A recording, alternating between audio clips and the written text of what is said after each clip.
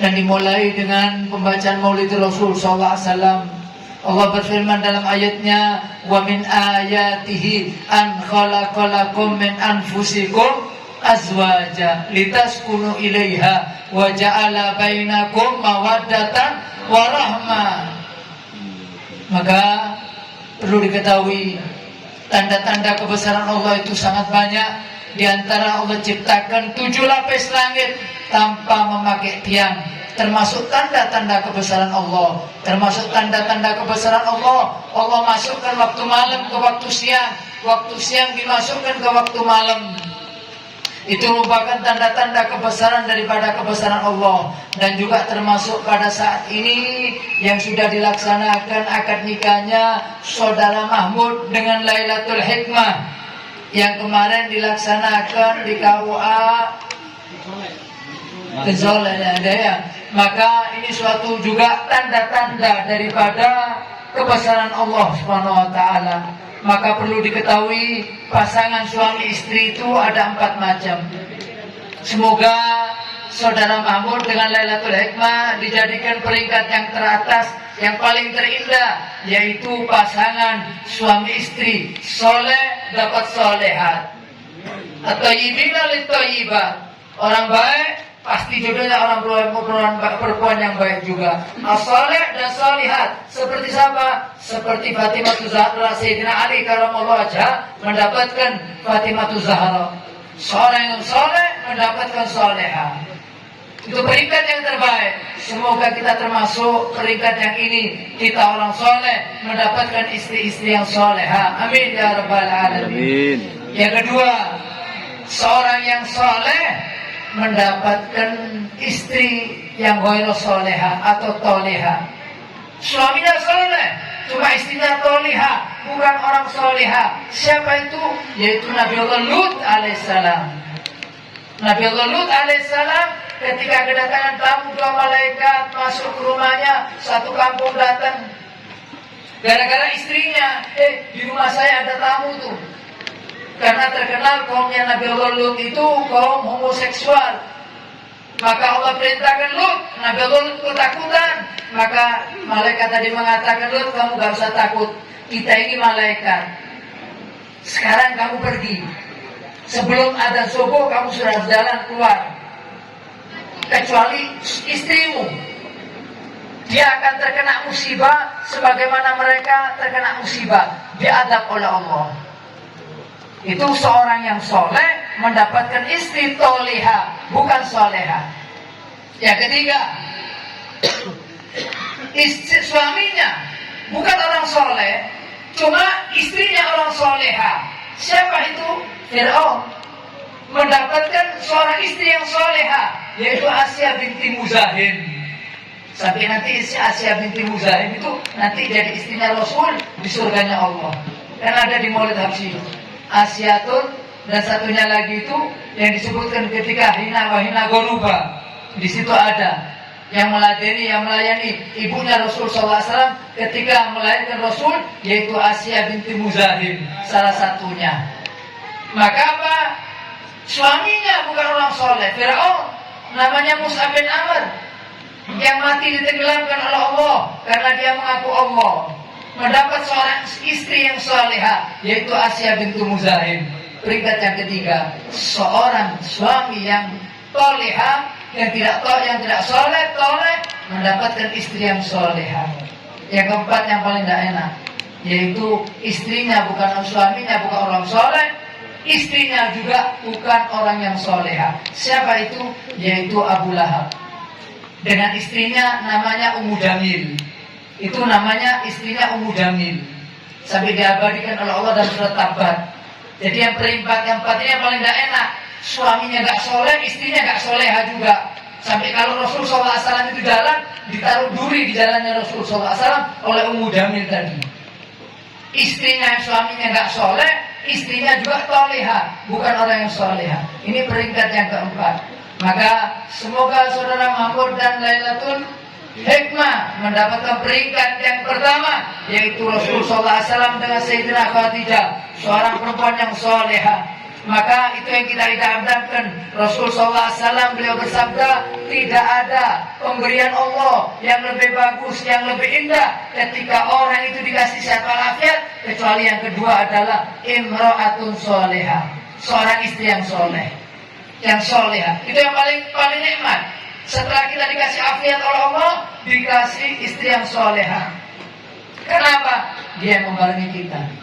Makanya ayat tadi, wa min ayatihi an khalaqalakum min anfusikum, dari diri Anda azwaja, berpasang-pasangan, litaskunu ilaiha. Ketika kita sama istri kita merasakan ketenangan. Makanya beda ya dalam bahasa Arab itu, baitun rumah, maskan rumah. Cuma kalau baitun rumah, kalau kita masuk belum tentu kita tenang. Cuma kalau sudah maskan, begitu kita masuk pasti kita akan merasakan ketenangan. Makanya ayat di situ dikatakan litaskunu ilaiha. Ketika orang bersama istrinya, maka dia akan merasakan ketenangan. Litaskunu ilaiha. Makanya ayat itu pakai litaskun, bukan litanzil. Cuma litaskun, ketika kita berada di sisi istri kita merasakan ketenangan dan kedamaian. Karena Allah tahu manusia itu kalau sendirian pasti tidak tenang. Makanya lihat, kalau orang itu sendirian, pasti dia akan tidak merasakan ketenangan dalam kehidupannya. Butuh seorang pendamping. Untuk apa? Tukar pikiran. Makanya apa? Seorang istri yang soleha itu pemberian Allah yang paling terindah. Siapakah perempuan yang soleha itu? Kalau menurut versinya Rasul, yaitu perempuan yang soleha kalau dipandang menyenangkan, kemudian kalau disuruh dia nurut, itulah perempuan yang soleha. Ya toh? Cuma semua itu tergantung imamnya, nahkodanya, yaitu orang laki-laki. Orang perempuan yang baik jadi tidak baik gara-gara laki-lakinya. Perempuan yang tidak baik jadi soleha tergantung nahkodanya, karena dia yang nyupir, yang nyetir perahu. Karena kehidupan ini seperti bahtera rumah tangga. Bahteranya ombaknya tambah besar, tambah jalan tambah besar. Kayak saudara Mahmud ini masih belum ada ombaknya karena masih di pinggir. Nanti kalau sudah anak 2, anak 3, itu mulai gede ombaknya. Makanya Rasulullah SAW memberikan resep kepada kita, bagaimana rumah tangga kita ini bisa tercipta sakinah wal mawaddah wal warahmah, kecuali dengan satu, dengan takwa kepada Allah dan sabar. Man hafadha shalah asya bi khairin wa mata bi khairin. Siapa orang yang menjaga sholat 5 waktunya dan sholat Jumatnya, maka akan tercipta dalam rumah tangga tadi rumah tangga yang sakinah wal mawaddah wal rahmah. Wa mata bi khairin, dan akan meninggal dalam keadaan husnul khatimah. Itu tidak bisa dipungkiri, karena kesuksesan hidup ini terdapat dalam sholat. Intinya terdapat dalam sholat. Yang kedua adalah kesabaran. Ketika kita menjalani kehidupan ini, hidup rumah tangga itu harus sabar. Dikala istri kita marah, kita yang mundur. Kita marah, istri yang mundur. Kenapa? Seperti mobil, kalau jalan di jalan raya tidak ada yang sabar, langsung banyak tubrukan. Harus ada yang ngalah satu. Ini jalan ke depan, kita minggir. Ini jalan, satu minggir. Kalau enggak, maka tidak akan tercipta sakinah wal mawaddah wal rahmah. Maka apa? Orang-orang dahulu itu ketika malam seperti ini mau masuk anak perempuannya, besok insya Allah si perempuan dibawa ke rumah ini, sebelum dibawa itu didudukkan oleh bapak dan ibunya. Itu di dalam kitab Al-Uswah Al-Muslimah fil Alamil Asir yang digalang oleh Dr. Wahbah Az-Zuhaili. Itu anak perempuannya kalau mau kawin mesti dinasihati sama bapaknya. Di kitabnya ada itu. Di antara nasihatnya yang saya ingat 3. Wahai anakku, jadilah kamu seperti bunga mawar. Maksudnya apa? Ketika kamu dibawa jalan sama suamimu, dia merasakan senang. Ketika istri kita, suami istri kita bawa, suami tadi senang ketika membawa istrinya. Kita kalau berana bunga mawar, kita buat hadiah, mesti kita senang, dan dia hadiah juga senang. Karena bawa bunga mawar. Dan kalau dicium juga enak baunya. Iya toh? Itu nasihat yang pertama. Yang kedua, wahai putriku, bukan yang laki-laki ya, putriku. Wahai putriku, jadilah engkau daratan, nanti suamimu jadi langit. Maksudnya apa? Ketika kamu jadi daratan, mau dibuat sawah, oke. Dibuat sungai, oke. Dibuat lautan, oke. Dibuat comberan, oke. Dibuat apa saja, oke. Maksudnya apa? Susah dan duka, kamu harus duduk temani suamimu. Dalam keadaan suka dan duka, seorang istri tadi harus membarengi suaminya. Bukan ketika suaminya suka, dia barengi. Ketika duka, dia tinggal itu suaminya. Berarti bukan termasuk yang ini. Makanya ulama itu mengatakan, siapakah perempuan yang soleha itu?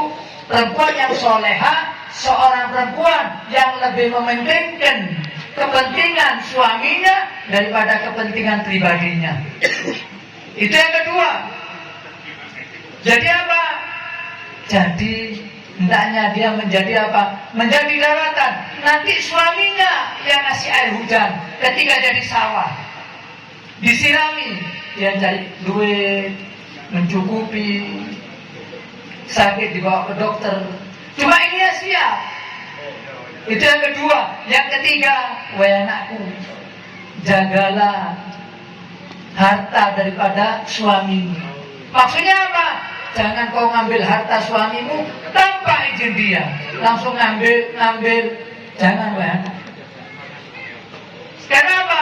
Itu sesuatu yang tidak baik. Banyak nasihat di situ. Di antara yang saya ingat 3 poin ini. Makanya itu orang dulu kalau mau kawin putrinya mesti dinasihati. Sehingga apa? Putrinya tadi di dalam menjalankan rumah tangganya terus sampai akhir hayatnya dia tetap akan mengalami sakinah wal mawaddah warahmah. Kenapa? Orang tua tadi sudah memberikan modal. Yaitu modal apa? Nasihat kepada anaknya. Maka ini yang suatu kemuliaan, suatu keagungan. Pasang-pasangan yang Allah ciptakan antara laki-laki dengan perempuan, yang mana semua itu adalah daripada kebesaran Allah Subhanahu wa taala. Makanya kalau seorang laki bisa membimbing istrinya ke jalan Allah Subhanahu wa taala, maka dia adalah perempuan atau suami yang baik. Dengan catatan apa? Sabar. Kalau Imam Ali karramallahu wajhahu mengatakan, "Kun rajulan alal ahwali jaldan." Jadilah kamu pemuda yang tangguh di dalam segala keadaan. Ketika menjalani hidup rumah tangga, mesti ada aja ombaknya. Cuma dikala kita tangguh, kata Imam Ali, nakoda akan tetap berjalan dengan enak.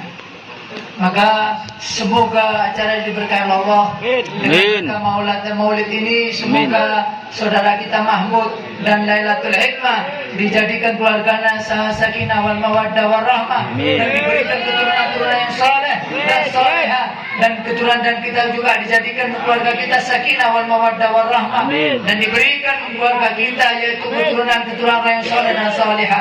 Bihaqqi Rabbana hab lana min azwajina wa dhurriyyatina qurrata a'yun waj'alna lil muttaqina imama. Bihaqqi Rabbana atina fid dunya hasanah wa fil akhirati hasanah wa qina adzabannar. Sallallahu ala sayyidina Muhammadin wa ala alihi wasallam. Walafu minkum. Wassalamualaikum warahmatullahi wabarakatuh.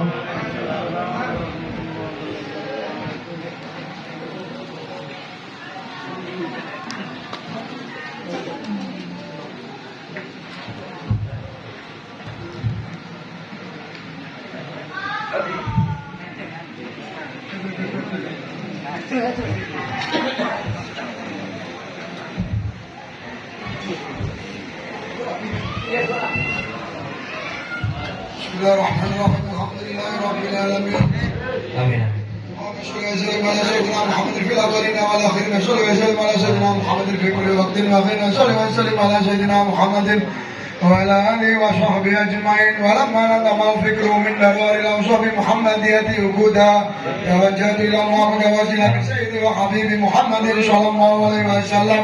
Ayyajana sayyidi mashkura fi mahmuda ويكتب عملي في العمل مقبولا وتوجهي في التوجهات والصلات الموصولة. اللهم يا من إليك توجه الآمال فتعود ضافرا وإلى باب زد القدر خلفة شاء منه الفيوضات الآمرة. نتوجه إليك بأشرف وسهل لديك سيد المرسلين عبدك الصادق الأمين سيدنا محمد الذي أمت رسالته العالمين أن تصلي وتسلم على تلك الذات الكاملة مستودعها لطيف وحفيظ سرك وحامل دعوتك الشاملة ولم الأكبر المحبوب لك والمخصص بشرف الأبخار في كل موطن من مواطن القرب ومدار قاسم امدادك في عبادك وزاكي كوشي صدق لأهل ودادك سيد الكونين وأشرف الثقلين العبد المحبوب بالخالص المنشوش منك بأجل الخصائص اللهم صل وسلم عليه وعلى آله وأصحابه وعلى حضرة الكرام من أحبابه اللهم إنا نقدم إليك جاء النبي الكريم ونتوسل إليك بشرف مقام الأنيم أن تلاقينا في حركاتنا وسكناتنا بعين عنايتك آمين. وأن تحفظنا في جميع أدوارنا وتقلباتنا بجميل رعايتك ورشيد وقايتك وأن تبلغنا من شرف القرب إليك وإلى هذا الحبيب غاية آمالنا وتتقبل منا ما تقربنا في من نياتنا وأعمالنا وتجعلنا في حضرة هذا الحبيب من الغادرين وفي دراجة الجبال من الشاركين ولحقك وحكيمنا المؤذن ولعبدك من الحافظين اللهم إنا لنطمع في رحمتك الخاصة فلا تحرمنا وذنونا جميلة هي وسيلتنا إليك فلا تخيبنا آمنا بك وبرسولك وما جاء به من الدين وتوجهنا إليك مستسلمين أن تقابل المنتبى منا بالأخرى وصحبه ومن إليه منشور وآخر دعوانا الحمد لله رب العالمين سبحان ربك رب العزة عما يصفون وسلام على المرسلين والحمد لله رب العالمين وإلى حضرة النبي المصطفى محمد صلى الله عليه وسلم الفاتحة.